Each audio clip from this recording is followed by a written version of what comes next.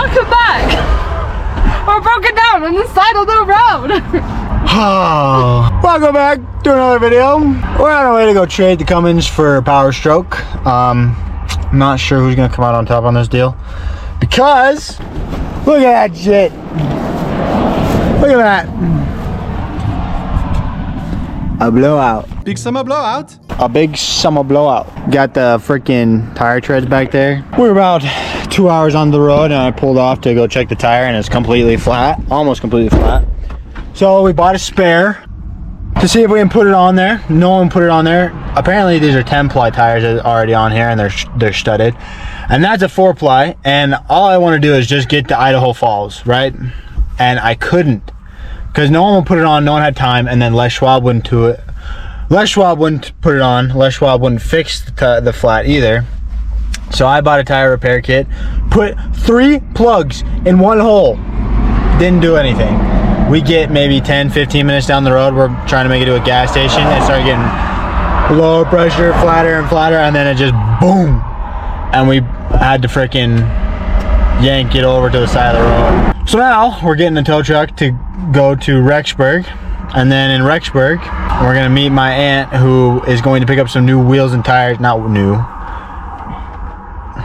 some cheap wheels and tires that fit the same lug Dodge wheels.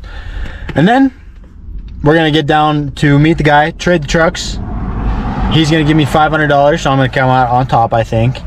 Trade titles, and then we're gonna get on the road and get back home, get some Dutch bros. Well, the rest of that day turned out as you would expect. Well, not as I expected, but as someone who has had a lot of negative things happen in their lives, it turned out as I expected. So we were on the side of the road for 6 hours. I have AAA insurance where it covers a tow up to 100 miles. It was a flatbed tow, and so we actually ended up being on the side of the road for 6 hours. We thought the tow was gonna be there within another hour, and then we called and was like, what the heck, where's it at? You know, and so found out that it was gonna be another 2 hours. Well, I was 2 hours from home, and I was confused and still debating on whether to or not to call my parents to come down and pick me up and pick me and my girlfriend up to take us to some AC and some water and food, you know. I was thinking that the tow truck was going to be there in another 6 hours, so I didn't call my parents. I didn't have them come pick me up or anything because I thought the tow truck was going to be there at the same time they were going to be there. 2 hours later, call again, the tow truck says, or the company says, oh, they're on their way, they're going to be there in about an hour. And so like, oh my goodness. So we're still there, and then about 2 hours later, the tow truck finally shows up at 5 o'clock, and we get on the road at about 5:15, almost exactly 6 hours later from the time the Cummins blew the tire. So then we get on the road to Rexburg. We get down into Rexburg, Idaho at about, I don't remember, 7 o'clock almost. Then my aunt picked us up to take us to the wheels and tires to go buy them, to go pick them up. Because we had already bought them, actually. So we go get the tires and wheels, then we go back to the truck. I had my jack and my tools. I jack up the truck real fast, throw all 4 tires on there, crank all of them on there. They were like original second-gen tires or wheels. I'm pretty sure they were tires as well. And then we drive another 2 hours south to Preston, Idaho, where we met the kid to trade for this Powerstroke. This is my 1997 Ford F-250. 7.3 liter Powerstroke with a 5-speed manual. This thing is a piece of junk. After that, we stayed in a hotel because we were so tired of driving, and it was at night. We met him at like 11 o'clock. We finally got down there and met up with him at like 12:30. Got on the road at 1, and we're in Pocatello at like 2 o'clock, and so my aunt's house was still another 2 hours away from where we were at. Almost 2 hours away, about an hour and a half. So we decided to just call it quits for the night and crash in Pocatello because we had just had a light bar and it was a brand new truck. I had no idea the problems that it had and everything else with it. So we just crashed at a hotel. We got on the road the next morning, found out quickly that this truck builds boost very slowly. And the pedal also doesn't work sometimes when you let off the gas. When you get back on it, it will act as if you're not giving it gas. So you have to pump it and then you hold it and then it'll kick on after like 5 seconds. Boy, let me tell you, it was a process to get home. It's hot as balls in here. So anyways, we get on the road back home and we stop in Idaho Falls. We get lunch, food, Dutch Bros. And then the check engine light comes on after a bump. And so we stop off at a gas station real quick. And I was like, hey man, what's the problem with the check engine light? And he's like, oh, it just comes on occasionally. And then if you turn it right back off and turn it back on, it'll go away. So I was like, whatever. This thing leaks oil like a so we had to put oil in it. We kept getting down the road, and this thing is a gas guzzler as well, because I don't think it builds enough boost to make more power, you know? So let me give you guys the full tour. I'll show some before and after pictures. Before pictures, I guess.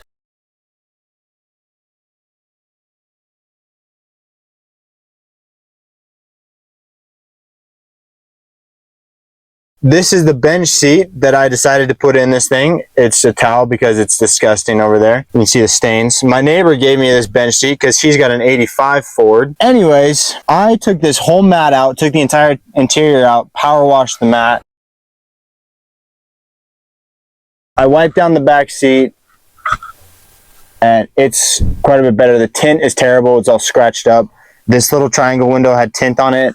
There's stickers on it. The kid spray painted the flatbed and got spray paint all over the windows. So all his overspray was just on the windows. All right, great. It's starting to storm out here, so I'll give you a quiet walk around, but it's a piece of junk.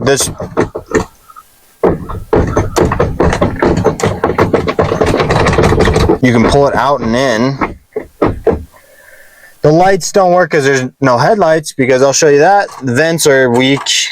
There's the fuel switch over tank, or the fuel switch over button. Dash lights are pretty dim. Aftermarket radio works, Bluetooth. There's no AC on this truck. There was no option for AC. So I don't have a condenser, I don't have lines, I don't have nothing. Anyways, I still haven't wiped down the dash because it's still pretty dirty. The headliner's not in that bad of shape. There's some glue left over from some like flag that some kid had in here. Visors aren't bad. There's no mirrors though, unfortunately. Some buckles coming through here. I got one.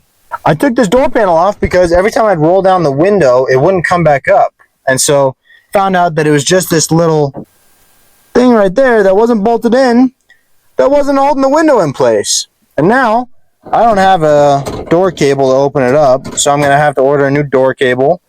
I've got the door card. It's in really good shape. The window locks right here. I have no keys for the door, so I can't unlock and lock the car. So I have to leave it unlocked, basically. And then I have to roll down the window to get out of the truck. It's a 5-speed manual. Something's wrong with the clutch and pressure plate or the throwout bearing, because I don't think it's the transmission, because this thing grinds every time you go to shift it. So if you shift it too fast, it'll grind and you have to find it. You have to grind it to find it every single time you shift. I hope the 4-wheel drive works. There's a trailer brake. Not much else other than that. Horn doesn't work. That sucks. Yeah, apparently it's an XLT. I don't know how it's an XLT if you got freaking manual windows for a 97. Alrighty, here it is. It's got 4-wheel drive, so it's got manual locking hubs, newer tires, and then here's the front end. So the kid got backed into, so that you can see that front valence is all messed up. The hood looks like crap, and the engine bay looks alright. You got the hot air filter right there. You see that downpipe that's squished? I'm going to be changing that. But then there's just unplugged sensors and just random stuff all over the engine bay. Like you can see this little sensor down here, there's no plug-in going to it, so you're gonna have to find the plug-in to that. Yeah, so you can see that the core support is broken, and then it was tried to be fixed with the bird shit over there. I'm gonna have to rebuild the fender, core support, some other supporting things. Then you can see how the rest of the truck looks up pretty good, and then it's got a nice flatbed. Unfortunately, the flatbed was welded to the frame. That's my favorite part. And then you can see the awful stack exhaust with the flex pipe, and you see the leaks all over. You can see the carbon and the diesel exhaust built up everywhere, so it's leaking pretty bad, but it looks all right and it sounds pretty good. So then you got the AutoZone toolbox on the bed, got nice little tail light guards with some expanded metal. Yeah, pretty nice tires. Just got a front and rear fuel tank. The switch over gauge looks good, and then I'll start it up for you.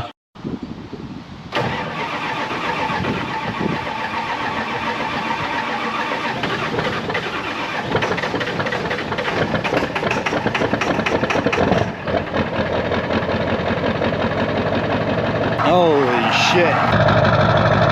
What a piece of shit this thing is. Well, as you can tell, I've already started freaking tearing this thing apart. I've got the front valence off just because it was crumpled and everything. And then I took out the battery trays and I painted them for some reason. They look a lot better now.